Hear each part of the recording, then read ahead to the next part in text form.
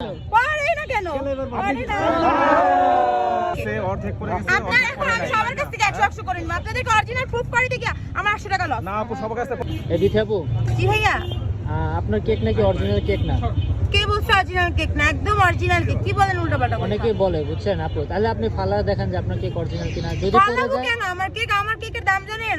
Offer প্রাইসই 800 টাকা, regular price তো 1300 টাকা। কিভাবে ফালাবো তার আমি? মানে আপনার কেকে ভেজাল আছে নাকি? কোনো ভেজাল নাই, আমার কেক অথেন্টিক ভাই। এই দেখেন, এটা কেক। কেক আছে না, এই কেক।